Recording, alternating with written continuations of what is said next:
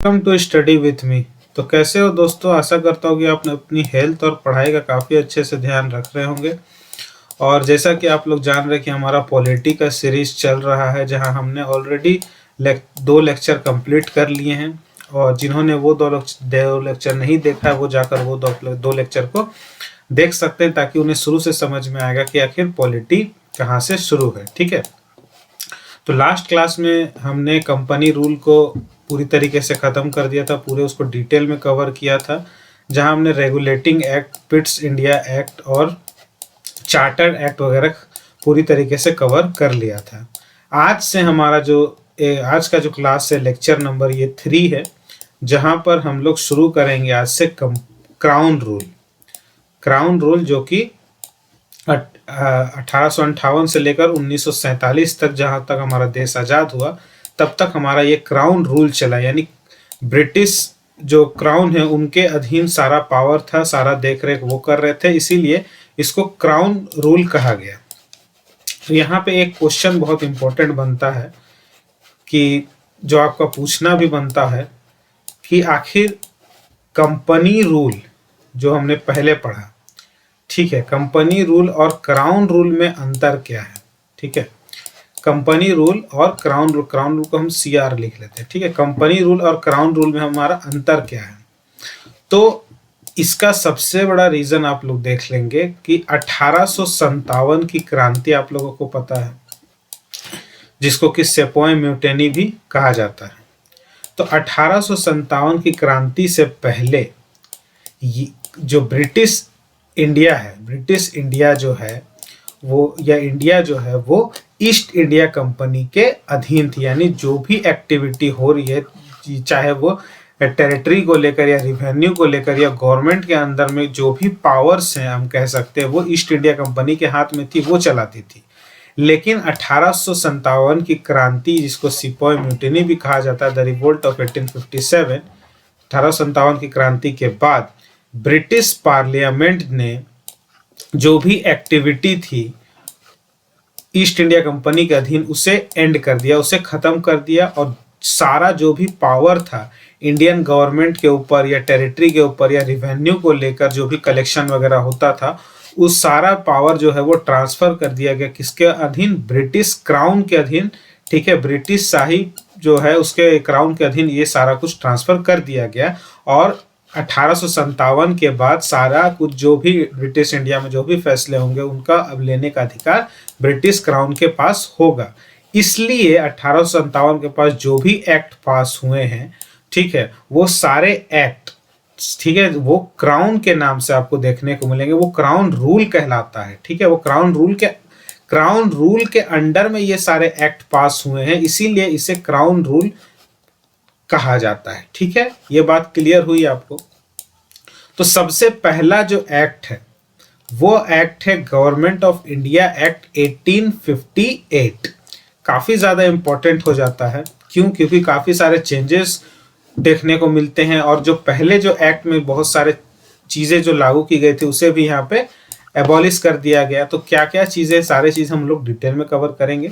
तो देखिए, government of India act 1858 को हम लोग act for the good government of India भी इसे कहा गया। ठीक है, ये एक्ट जो था वो गुड, यानी गवर्नमेंट के, जो इंडिया के अंदर में जो गवर्नमेंट है उसकी अच्छा है, उसके लिए ये एक्ट ऐसा कहा गया।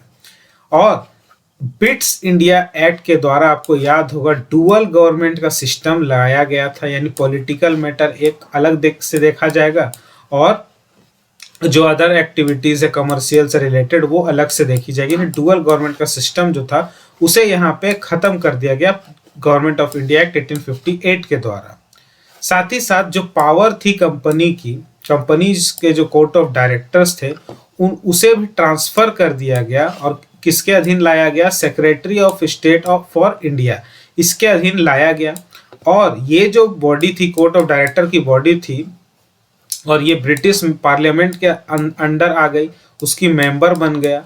लेकिन ये भी जो थी एक एडवाइजरी बॉडी की तरह काम करेगी, यानी इसका काम होगा सिर्फ एडवाइस देना, उसे मानना नहीं मानना वो अंतिम फैसला जो, ठीक है, वो क्राउन के अधीन होगा। और इसमें जो एडवाइजरी बॉडी के अंदर जो मेंबर की संख्या होगी वो 15 होगी। ठीक है, ये देखें तो secretary of state in council इसे सेटअप किया गया और ये एक कॉरपोरेट बॉडी की तरह काम करेगी। ठीक है, और ये कैपेबल होगी किसी सुइंग या फिर being sued in India and in England. ठीक है, ये किसी को भी किसी मतलब कि केस करने का अधिकार होगा इसको। ठीक है, और इंडिया के अंदर भी अधिकार होगा और इंग्लैंड के अंदर भी अधिकार होगा। ठीक है, ये देखने समझने वाली बात है कि secretary of state in council का जो गठन किया गया वो एक कॉरपोरेट बॉडी थी और जिसको सू करने का अधिकार था, केस करने का अधिकार था किसी के ऊपर, इंडिया के अंदर चाहे वो इंग्लैंड के अंदर हो। ठीक है, आगे देखते हैं। ए वॉइसरॉय वुड बी अपॉइंटेड। अब क्या किया, एक वॉइसरॉय के नाम से एक अपॉइंटमेंट हुआ। ठीक है, वॉइसरॉय का अपॉइंटमेंट किया गया जो कि ब्रिटिश क्राउन के अधीन वो सर्व करेंगे। वो रिप्रेजेंटेटिव होंगे किसके, ब्रिटिश क्राउन के। कौन, वॉइसरॉय। वॉइसरॉय का पद लाया गया, अपॉइंट किया गया जो कि ब्रिटिश क्राउन के रिप्रेजेंटेटिव होंगे इंडिया के अंदर में। ठीक है, देखिए ब्रिटिश क्राउन जो है वो आपका इंग्लैंड के अंदर में है और इंडिया है यहाँ। ठीक है, तो यहाँ से एक इनके ब्रिटिश क्राउन के एक रिप्रेजेंटेटिव जाएंगे, रिप्रेजेंटेटिव की तरह काम करेंगे। ठीक है, इंडिया के अंदर में। तो ये एक पद लाया गया वॉइसरॉय का। जो पहले फर्स्ट वॉइसरॉय कौन बने, तो लॉर्ड कैनिंग जो है वो पहले वॉइसरॉय बने। ठीक है, और उन्होंने इसका पदभार संभाला। ठीक है, और इंडिया जो है अब डायरेक्ट ब्रिटिश कॉलोनी के कंट्रोल में आ गया। ठीक है, through the passage of this act, इस एक्ट के द्वारा। ठीक है, क्योंकि डायरेक्ट रिप्रेजेंटेटिव था, ये रिप्रेजेंटेटिव डायरेक्ट जो है ब्रिटिश क्राउन को, ठीक है, ब्रिटिश जो कॉलोनी है उसको ये बातें पहुंचाता था यहाँ का एक्टिविटी के बारे में। ठीक है, तो डायरेक्ट कंट्रोल देखने को हमें मिल जाता है। और साथ ही साथ जो कंट्रोवर्शियल डॉक्ट्रिन ऑफ लैप्स था उसे भी यहाँ पे खत्म कर दिया गया। आगे देखते हैं तो इंडियन सिविल सर्विस, ठीक है, वाज बी कॉन्स्टिट्यूटेड, उसे कॉन्स्टिट्यूटेड के for administration of the country. Indian civil service को लाया गया ताकि जो कंट्री का एडमिनिस्ट्रेशन है वो सही से चल सके। और ये जो प्रोविजन है इसमें सबसे बड़ा जो इम्पोर्टेंट चीज है कि इंडियंस को भी इसमें एडमिटेड किया गया, वो भी अब एग्जाम दे सकते हैं इसका इंडियन सिविल सर्विस में, उन्हें भी एंट्री दे दी गई और वो भी सर्विस वो ले सकते हैं। ठीक है, उन्हें भी एक्सेप्ट कर लिया गया। ये बहुत ही इंपॉर्टेंट पॉइंट यहाँ से निकल के आता है। ठीक है, और इंडियन जो प्रिंसेस थे उन्हें भी अलाउ कर दिया गया कि वो बने रहें अपने प्रिंसिपलिटीज के साथ सो लॉन्ग, और उन्हें एक्सेप्ट किया और एक्सेप्ट करे कि वो सुजनिटी ऑफ द ब्रिटिश है, उन्हें अलाउ कर दिया गया। सिंपल सा मतलब है कि इंडियन प्रिंसेस को भी अलाउ कर दिया गया कि वो जैसे चाहे वो रह सकते हैं। ठीक है, कुछ क्रिटिसिज्म भी है इस एक्ट का, कुछ ड्रॉबैक्स हम कह सकते हैं कि it did not in any way alter the system of government in India. Most of the provisions was enacted to the safeguard the jewel of British Empire against any future threats or rebellion। देखिए सबसे important क्या है कि British जो है कुछ भी करती है तो वो अपने फायदे को देखते हुए करती है। तो 1857 की जो क्रांति हुई उससे ब्रिटिश को पता चल गया कि अगर कहीं भी लूप होल दिखा इंडियंस को तो वो हमारे डायरेक्ट अटैक कर देंगे। और ये ऐसी क्रांति थी कि ऐसा लग रहा था कि भारत जो है अब 1857 में ही आजाद हो जाएगा। ठीक है, लेकिन 1857 की जो क्रांति हुई इससे काफी ज्यादा एक थ्रेट पैदा हो गया ब्रिटिश गवर्नमेंट के ऊपर, और कहीं फिर से ऐसी क्रांति ना हो जाए तो वो जो भी यहाँ पे प्रोविजन ला रही थी वो अपने आप को एक तरह से सेफगार्ड करने के लिए ला रही थी ताकि फ्यूचर किसी ऐसे रिबेलियन से बचा जा सके। तो ये क्रिटिसिज्म देख करने को मिल सकता है कि जो भी चीजें थी वो अपने लिए ही एक तरह से वो लोग अपने सेफगार्ड करने के लिए वो लोग कर रहे थे, यही बात यहाँ पे बोली गई। तो ये सारी बातें थी गवर्नमेंट ऑफ इंडिया एक्ट 1858 की। और हम आगे बढ़ते हैं क्राउन रूल में, तो आगे हम लोग को देखने को मिलता है बहुत ही इंपॉर्टेंट एक्ट जो कि है इंडियन काउंसिल एक्ट 1861। ये काफी ज्यादा इंपॉर्टेंट एक्ट आपको देखने को मिलेगा, इसको हम लोग डिटेल में डिस्कस करते हैं। तो इंडियन काउंसिल एक्ट, ठीक है, 1861 का जो है ये एक्ट है जो कि parliament of the United Kingdom जो कि transformed India's executive council to function as a cabinet run on the portfolio system. ठीक है, ठीक है, पोर्टफोलियो सिस्टम और ये जो सिंपल देखिए मैं बता दूं कि इंडियन काउंसिल एक्ट जो है ये लाया इसीलिए गया 1861 का ये, ताकि ब्रिटिश गवर्नमेंट जो है वो इंट्रोड्यूस करना चाहती थी, क्या चाहती थी कि जो लॉ मेकिंग का जो प्रोसेस है यानी कानून बनाने का जो प्रोसेस है उसमें इंडियंस पीपुल को भी उसमें शामिल किया जा सके, ठीक है, शामिल करने के लिए। तो ये इंडियंस के लिए एक खुशखबरी थी कि उन्हें भी मतलब इन्वॉल्व किया जा रहा था लॉ मेकिंग के प्रोसेस में, ठीक है, इसलिए। और ये जो एक्ट है ये पास हुआ था 1 अगस्त 1861 को, ठीक है, ये डेट याद रखना है, ठीक है, सिंपल है। और क्या क्या प्रोविजन है इस एक्ट का ये देख ले। तो beginning of representative institution by associating Indians with law making, यानी पहली बार जो है इंडियंस को भी लॉ मेकिंग के लिए उन्हें भी इन्वॉल्व किया गया। Viceroy nominated some Indians as non official member, viceroy को अपॉइंटमेंट का जो प्रोसेस है, उन्हें नॉमिनेशन का जो प्रोसेस है उसमें इंडियंस को भी अलाउ किया गया, लेकिन as a non official member के रूप में। लेकिन देखिए आखिर इंडियंस को अब वैल्यू मिलने लगी थी, भले वो नॉन ऑफिशियल के मेंबर के रूप में हो या किसी भी रूप में हम कह सके, तो इंडियंस को यहाँ पे इंपॉर्टेंस मिल रहा था, ये इंडियंस के लिए बहुत अच्छी बात थी, ठीक है। Of the office expanded council, ठीक है, लॉर्ड कैनिंग जो नॉमिनेट हुए थे इसमें राजा ऑफ बनारस भी थे जिन्होंने नॉमिनेशन में हिस्सा लिया था, महाराजा ऑफ पटियाला भी थे और सर दिनकर राव भी थे, ठीक है, उन्होंने इनके नॉमिनेशन में हिस्सा लिया था, नॉमिनेट किया था। साथ ही साथ रिस्टोर किया गया जो लेजिस्लेटिव पावर थी, बॉम्बे और मद्रास की जो लेजिस्लेटिव पावर थी उसे भी रिस्टोर किया गया, उसे भी वापस लाया गया इस एक्ट के द्वारा। साथ ही साथ इस्टेब्लिश किया गया एक नया लेजिस्लेटिव काउंसिल इस्टेब्लिश किया गया बंगाल में, नॉर्थ वेस्ट फ्रंटियर प्रोविंस में और पंजाब में, ठीक है। साथ ही साथ देखें तो वायसरॉय जो कि could make provision for convenient transaction of business in council, ठीक है, तो बिजनेस इन काउंसिल में वायसरॉय जो है ये प्रोविजन लाकर कन्वीनियंट ट्रांजैक्शन जो है वो बिजनेस के लिए, ठीक है, वो कर सकते थे, ठीक है। और it gave recognition to the, और पोर्टफोलियो सिस्टम जो है इसे भी रिकॉग्निशन मिला जो कि लॉर्ड कैनिंग का था, ठीक है। और एक ऑर्डिनेंस भी पास किया गया, इशू किया गया वायसरॉय के द्वारा, वो भी without the concurrence of the council, यानी काउंसिल के मर्जी, मतलब कि उनसे किसी तरह कोई राय नहीं लिया गया, और वायसरॉय के द्वारा एक ऑर्डिनेंस भी पास कर दिया गया इमरजेंसी के लिए, इमरजेंसी के समय इसे पास किया गया, ठीक है। वरना ऐसा होता था कि जो हेड होता था वो काउंसिल के मतलब मर्जी से ही आखिर एक तरह से इनडायरेक्ट वे में चलता था, लेकिन यहाँ पे वायसरॉय जो है इंडिपेंडेंट रूप से काम करते हुए दिखा और उन्होंने बिना काउंसिल के मतलब कि सलाह मशवरा के ऑर्डिनेंस जो है वो पास कर दिया गया इमरजेंसी के समय में इसे। और हाउएवर द लाइफ ऑफ, ऐसे जो ऑर्डिनेंस पास होते हैं उसका जो लाइफ होता है वो वैलिड होता है, सिर्फ 6 महीने के लिए वैलिड होता है, ठीक है। तो ये सारी बातें थी इस एक्ट की, इंडियन काउंसिल एक्ट 1861 का। इसका कुछ ड्रॉबैक्स भी है। क्या ड्रॉबैक है कि द बिगर ड्रॉबैक ये एक्ट का है कि selection and the role of additional member, selection और रोल ऑफ एडिशनल मेंबर क्या है इसको ठीक तरीके से एक्सप्लेन नहीं किया गया। साथ ही साथ ये जो member, this member did not take part, और लेकिन ये जो एडिशनल मेंबर, सबसे बड़ी चीज है कि ये जो एडिशनल मेंबर रखा गया है ये इनको डिस्कशन, ये डिस्कशन में पार्ट नहीं ले सकते हैं, and their role was only advisory, वो सिर्फ एडवाइस देने का काम कर सकते हैं, किसी डिस्कशन में वो एक्टिव पार्ट नहीं ले सकते, सिर्फ अपनी एडवाइस दे सकते, उसे मानना नहीं मानना बाकी जो काउंसिल के जो मेंबर हैं उनके ऊपर है, ठीक है।